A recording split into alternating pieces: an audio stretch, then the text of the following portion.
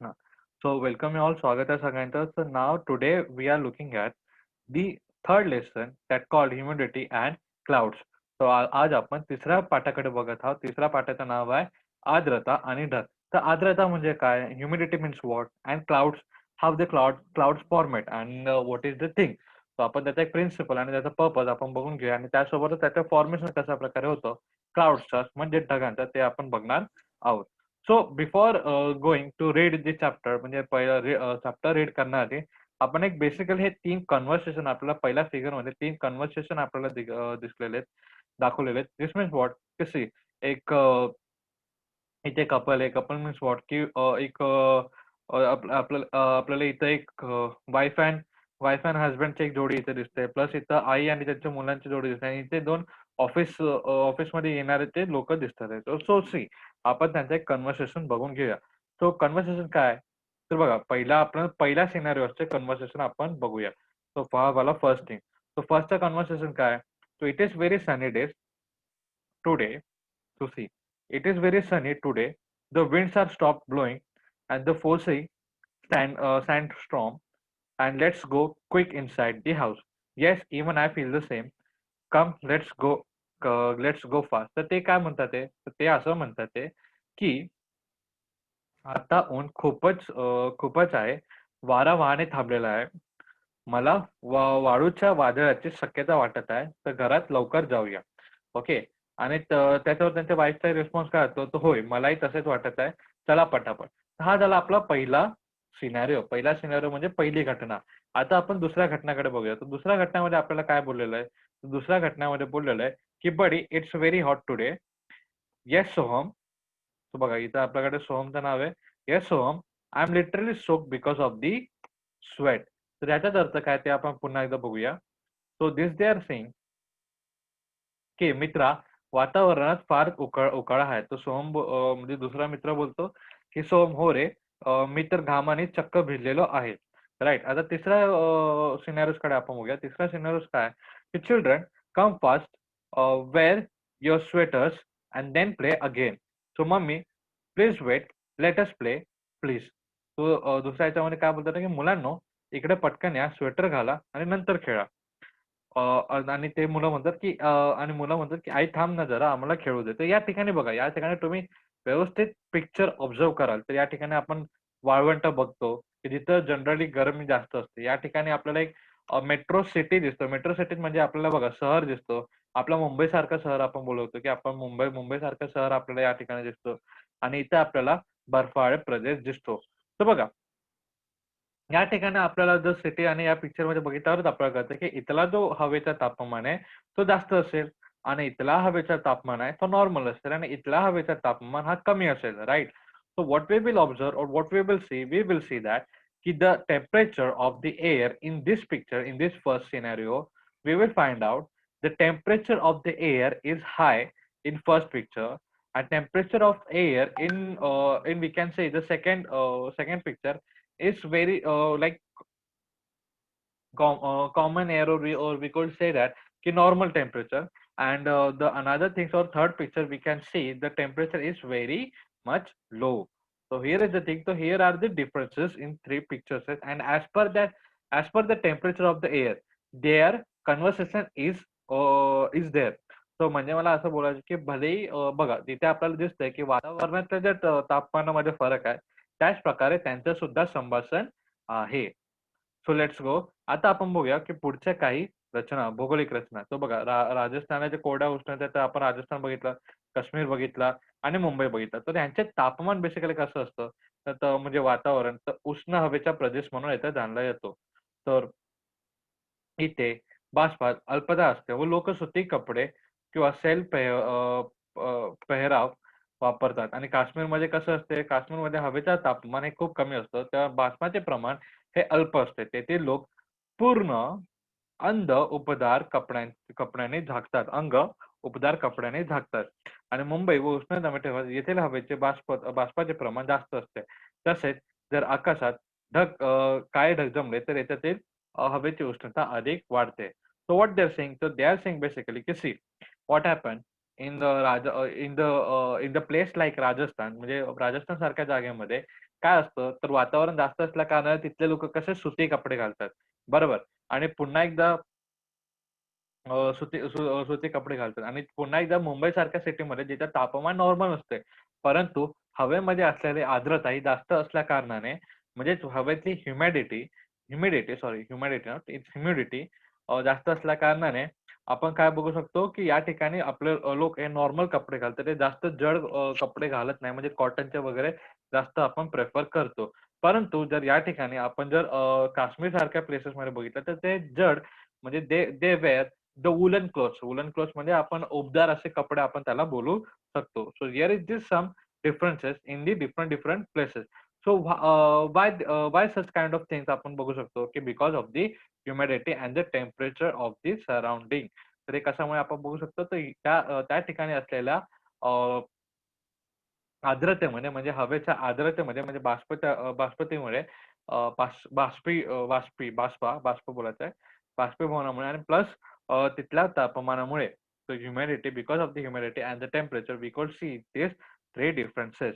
So here is the part तो एक picture आपल्याला आपण बेसिकली ते बघितलेलं आहे. Now we are going for the next thing. आता आपण पुढच्या गोष्टीसाठी वळूया. So let's go. So see, it is about discussing the word hot, moist, and cold, etc.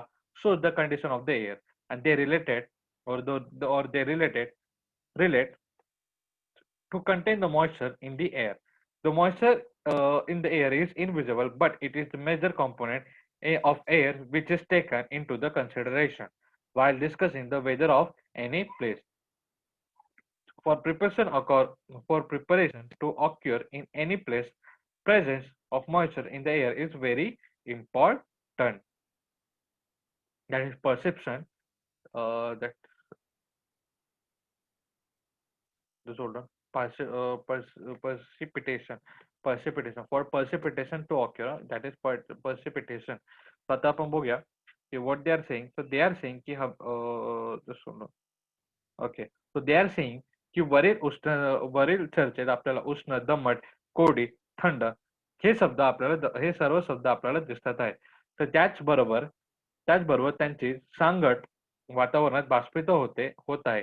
बाष्प हा घटक वातावरणाच्या अदृश्य स्थिती आहे व कोणत्याही ठिकाणच्या हवेच्या स्थिती स्पष्ट करण्यासाठी बाष्प हा घटक प्रामुख्याने और प्राधान्याने विचार करण्यात येतो. एखाद्या ठिकाणाच्या पर्जन्य स्थिती पर्जन्यस्थिती निर्माण होण्यासाठी वातावरणाचं बाष्प असणे आवश्यक असते.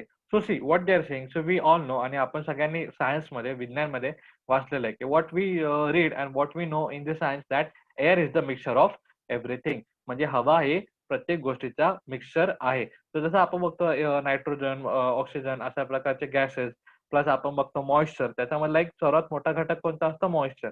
तेच त्यांनी सांगितलंय की मॉइश्चर भले आपल्याला ते दिसत नाही डोळ्यांनी. मॉइश्चर म्हणजे बाष्पता भवन आपण बोलू शकतो की मॉइश्चर भलेही आपल्याला दिसत नसेल म्हणजे बाष्प भले आपल्याला दिसत नसेल. इव्हापोरेशन जे वॉटर वेपर्स आपण म्हणतो ते भले आपल्याला दिसत नसतील but they are invisible basically. But भले आपण त्याला बोलू but their importance is too much their presence is too much important. म्हणजे त्यांची जी हे आहे गणना आहे त्यांची हजेरी हे सर्वात इम्पॉर्टंट असते. कारण त्याच्यामुळे त्याच वातावरणामध्ये किती तापमान आहे आणि कशा प्रकारे वातावरणाचा बाष्पीभवन किंवा वातावरणाची आर्द्रता किती आहे, त्याच्याने आपल्याला वातावरण कसं आहे आणि त्या वातावरणामध्ये पर्जन्य स्थितीत म्हणजे पार्टिसिपेशन बरोबर that is how we can see ते आपण बघू शकतो. Right. So that's why the water vapour the content of water vapour आणि वॉटर वेपरचा जो संकल्पना आहे ते आपल्याला कळणे अतिशय इम्पॉर्टंट आहे. Let's go for the next thing. तर आता बाष्पीभवनाकडे बघूया की ज्या बाष्पाबद्दल आपण बोलत होतो की आपण जस्ट बोलत होतो की we were we were having the discussion of the water vapors. So water vapors comes from the evaporation. So see, आपल्याला सगळ्यांना माहिती आहे की वॉटर वेपर्स कोणाकडून येतात म्हणजे हवेमध्ये तापमान कुठून येतं जे जे आपण हवेमध्ये पाण्याचे जे वॉटर वेपर्स बोलतो राईट ते कुठून येणार तर ते बेसिकली इव्हापोरेशन होतं. इव्हापोरेशन कोणाचं होतं तर सीचं होतं. तर त्याच इव्हापोरेशन बद्दल आपण बोलणार आहोत. सीच्या किंवा रिव्हरच्या किंवा म्हणजे म्हणजे नदीच्या पाण्याचा, तलावाच्या पाण्याचा, ओढ्याच्या पाण्याचा किंवा समुद्राच्या पाण्याचा इव्हापोरेशन होतो. तर ते इव्हापोरेशन म्हणजे बाष्पीभवनाबद्दल आपण बोलणार आहोत. So let's go for that. So evaporation is the process of converting the water into steam and the water vapor. Because of the sun heat, the water on the earth gets heated, gets converted into the water vapor, and the process of the evaporation it depends on the dryness, temperature, and the speed of the wind. So तर basically ते असंच म्हणतात की तो जो इव्हापोरेशन जो बाष्पीभवन बाष्पीकरण म्हणजे पाण्याचं जो बाष्पीकरण होतं, जे बाष्प होतं ते कशामुळे होतं? तर बेसिकली टेम्परेचर वाढल्यामुळे होतं. म्हणजे सूर्याचं टेम्परेचर सूर्यामुळे आपलं बाष्पीभवन वाढत जातं आणि त्याच्यासाठी कोणते फॅक्टर्स महत्त्वाचे असतात? तर त्याच्यासाठी आपल्याला temperature, dryness and speed of wind हे काही पार्ट्स आहेत किंवा हे जे काही फॅक्टर्स आहेत ते इम्पॉर्टंट असतात. म्हणजे त्यांच्यावरती डिपेंडंट आहे. म्हणजे फक्त सूर्यावरतीच नाही तर त्या तिथल्या ड्रायनेसवर प्लस त्याच्या तापमानावर प्लस आपण बोलू शकतो की स्पीड ऑफ द विंड म्हणजे हवेच्या स्पीडवर सुद्धा डिपेंडन्स असतो. If the air is dry and hot the rate of evaporation increases and the process of evaporation continues even the dry and the cold air. So this is the thing. And on the other hand, the evaporation occurs very slowly in the moist air. So ते काय म्हणतात की बघा if the air is dry and hot म्हणजे जर हवा गरम असेल आणि प्लस सुकी असेल. ओके, हवा गरम. आता बघा, आता आपण पावसाळ्यामध्ये आहोत तर आपली हवा कशी आहे? कोण आम्हाला सांगू शकतो का की आपली हवा आता सध्या सुकी आहे का ओली? अकॉर्डिंग सुसी. So if the velocity of the temperature of the air is high the evaporation occupies rapidly. If the wind is blowing slowly and air is cooler, then evaporation occurs slowly. So ह्याचाच अर्थ काय? ह्याचाच अर्थ असा आहे की जर वातावरण जेव्हा हवा गरम किंवा सुकी असते, that means dry and hot, तेव्हा आपलं इव्हापोरेशन म्हणजे बाष्पीभवन कसं होतं? तर बाष्पीभवन हे फास्ट होतं, राईट. परंतु जर हवा आपली ओली असेल, जसं आता पावसाळ्यामध्ये आपली हवा कशी आहे? ओली आहे आणि जसं हिवाळ्यामध्ये बघितलं तर आपली हवा कशी असते? थोडीफार ओली असते. तर ते जे त्यावेळेस बाष्पीभवनाची जी स्पीड असते, म्हणजेच इव्हापोरेशनची जी स्पीड असते, that is too much slow. म्हणजे स्लो असते. ते हळू होत असतं. कारण तेव्हा हवेमध्ये ऑलरेडी आपण बघू शकतो कारण हवेचा जो टेम्परेचर आहे तो किंवा हवेची जी सिच्युएशन आहे किंवा बरोबर. हवेचं जे सिच्युएशन आहे की हवेचा जो टेम्परेचर आहे, the temperature of air is effect on the evaporation. So here is the thing आपण बघू शकतो. तर त्यांनी आपल्याला एक सिंपल असं एक एक्झाम्पल दिलेलं आहे. एक्झाम्पल नॉट एक्सपेरिमेंट आपण दिलेला आहे. ते आपण एक्सपेरिमेंटकडे बघूया. बट त्याआधी एक थोडासा कॉलम आहे तो आपण पुन्हा एकदा वाचून घ्या. The humidity in the air. मग ह्युमिडिटी मीन्स व्हॉट? आर्द्रता. तर आर्द्रता आपण बघूया की आर्द्रता सोडून आर्द्रता ओके. आर्द्रता आपण बघूया. तर आर्द्रता म्हणजे काय? Humidity means what? ते आपण बघून घेणार आहोत. तर बघा, वातावरणाची आर्द्रता. हवेच्या बाष्पीभवनाचे प्रमाण हे हवेची आर्द्रता असते. तर बघा, आपण जे आता पॉइंट्स बघितलेले होते, त्या पॉइंट्सवर आपण पुन्हा एकदा बघणार आहोत. The proportion of water vapour in the air is called humidity. The dryness and dampness air depends on the proportion of water vapor. So air can hold moisture is in specific quantity at specific temperature only. तो हे एक आपण एक थोडा point आहे. तर ह्याच्याकडे हा पुढे करूया. पहिले ह्याच्याकडे पहिला कॉलमकडे आपण पुन्हा एकदा पाहूया. तो बघा, हवेतील बाष्पीचे प्रमाण हे हवेची आर्द्रता असते. हवा दमटेचा व कोरडपणा हा आर्द्रता म्हणजे बाष्पीच्या प्रमाणावर अवलंबून असते. म्हणजे ते काय म्हणतात ते? दे आर सेइंग की हवेचं ह्युमिडिटी नॉट द ह्युमिडिटी. हवेचे humidity, the humidity of air it depends on the water vapour in the air. The simple thing आपण बघू शकतो की water vapour, the proportion of water vapour in the air is depends on the humidity और is called the humidity. So dryness and dampness of the air depends on the proportion of the vapor. म्हणजे बघा, गरम हवेमध्ये हवेचे पाण्याचे प्रमाण म्हणजे पाण्याचे वाफेचे प्रमाण जास्त असेल कमी असेल तर त्याच्यावरती आपले जे हवेचा ड्रायनेस अँड डॅम्पनेस मीन्स व्हॉट? ते आपण जो ड्राय म्हणजे जो सुका कोरडावाला बोलतो आणि डॅम्पनेस म्हणजे थोडा ओलसर आपण ज्याला म्हणतो की ते एक डॅम्पनेस आणि ड्रायनेसचा अर्थ. ओके. तर बघा, इथेच काय बघतोय? दमटपणा म्हणजे ड्रायनेस, कोरडेपणा, दमटपणा दॅट इज डॅम्पनेस कोरडेपणा म्हणजे ड्रायनेस, कोरडेपणा म्हणजे सुकं एकदम परिपूर्ण सुकं. तर ते कशामुळे असतं, तर ते कशामुळे आपण स्पेसिफाय करू शकतो. तर हवेमध्ये असणाऱ्या पाण्यामध्ये किंवा हवेमध्ये असणाऱ्या पाण्याच्या वेपरमुळे म्हणजे वॉटर वेपरमुळे. ठीक आहे. सो जास्त असेल, सो व्हॉट विल हॅपन आणि आणि सॉरी पाण्याचं प्रमाण, पाण्याच्या वेपरचं प्रमाण ओके, जर हवेमध्ये कमी असेल, तर दॅट विल बिकम आणि कमी जास्त यावर आपला हवेचा दमटपणा आणि ड्रायनेस, कोरडेपणा हे आपल्याला दिसून येतो. तर हवा विशिष्ट तापमान, विशिष्ट प्रकारचे बाष्प धारण करू शकते. हवा जसजशी थंड होत जाते, तसतशी बाष्पधारणा क्षमता कमी होत जाते. सो बघा, दिस इज द थिंग, जास्त हवा कमी होत जाते. तर म्हणजेच गरम हवा थंड हवेपेक्षा जास्त बाष्प धरू शकते. So this is what they are saying. They are saying कि like air can hold the moisture in specific quantity, okay, at specific temperature only.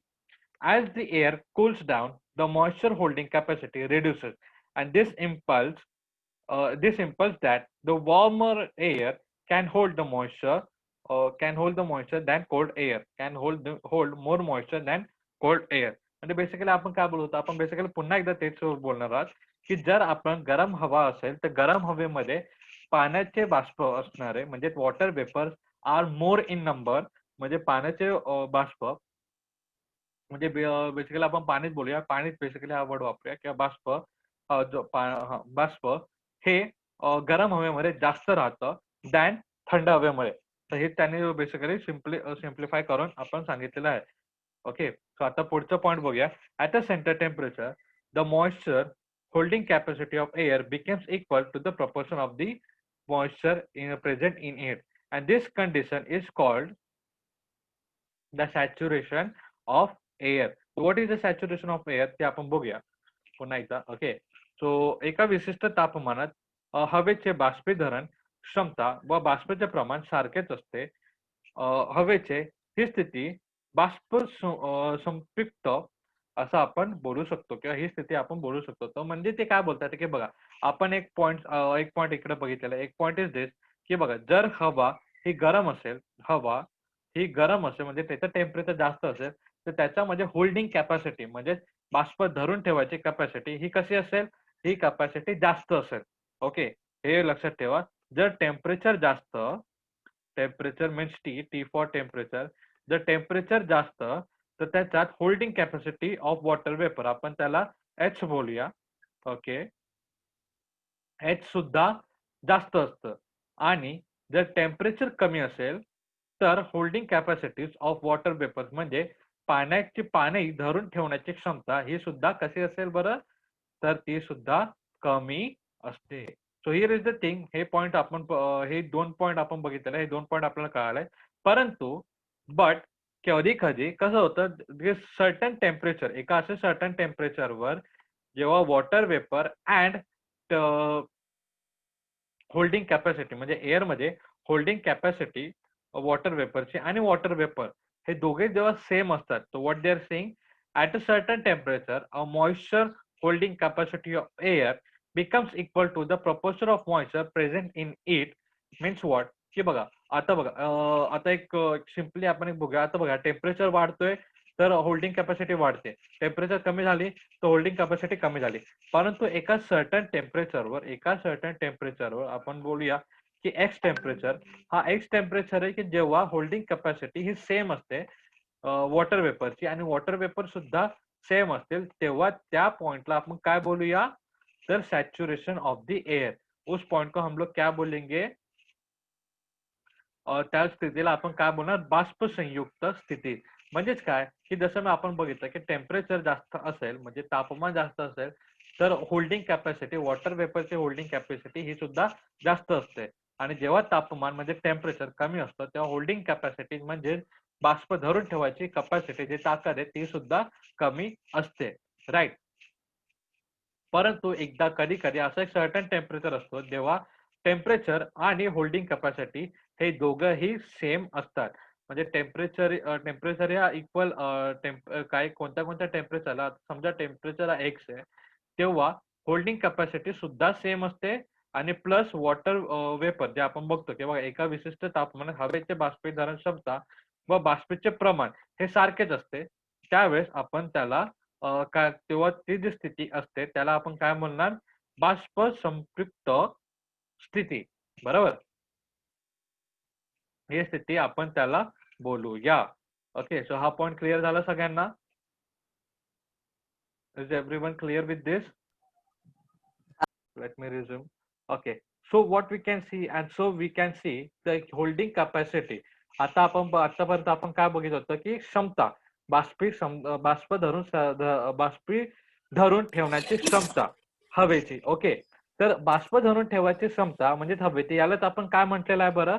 यालाच आपण आर्द्रता असं म्हटलेलं आहे. आर्द्रता म्हणजेच ह्युमिडिटी. सो सी तर हवेतील बाष्पाचे प्रमाण हे हवेची आर्द्रता असते. तर बघा हे पहिल्याच लाईनीमध्ये आपल्याला कळतं की आपण कशाबद्दल बोलत आहोत की ह्युमिडिटी बद्दल बोलत आहोत. So how we can identify again the humidity if the temperature is high then humidity is high. If temperature is low, then humidity is low. And if and a certain temperature comes when humidity is same, then what we call that situation we can call it the saturation of the air. So see, तर पुन्हा एकदा आपण बघूया मराठीमध्ये आपण काय बोलणार होतो जर तापमान म्हणजे टेम्परेचर पुन्हा एकदा ड्रॉ करतो व्यवस्थित. सो मराठीमध्ये आपण काय बोलू शकतो जर तापमान आहे जास्त द टेम्परेचर इज हाय म्हणजेच ह्युमिडिटी म्हणजेच काय आर्द्रता ही जास्त आर्द्रताला मी इथे ह्युमिडिटी इथं लिहितो. ओके. सो ह्युमिडिटी म्हणजे आर्द्रता ही जास्त आणि जर तापमान म्हणजे टेम्परेचर हे कमी असेल तर ह्युमिडिटी म्हणजे आर्द्रता कशी असेल बरं? कमी. So here is the thing. So अशा प्रकारे काही गोष्टी आहेत त्या आपल्या लक्षात राहिले पाहिजे. म्हणजे तापमान जास्त तर ह्युमिडिटी जास्त, तापमान कमी तर ह्युमिडिटी कमी आणि ह्युमिडिटी म्हणजेच आर्द्रता आणि आर्द्रता म्हणजे काय तर हवेचा बाष्पीभवन किंवा बाष्प पकडून ठेवायची कपॅसिटी. आणि कधी कधी टेम्परेचर हा सुद्धा सेम असतो आणि त्याची होल्डिंग कपॅसिटी म्हणजे बाष्प होल्डिंग ठेवण्याची कपॅसिटी सुद्धा सेम असते म्हणजे ह्युमिडिटी सुद्धा सेम असते. तर त्यालाच आपण काय म्हटलेलं आहे त्याला आपण काय म्हटलेलं आहे तर बाष्प संपृक्त म्हणजेच the saturation of air. Okay. So here is the thing. Okay. So यात कोणाला काय डाऊट वगैरे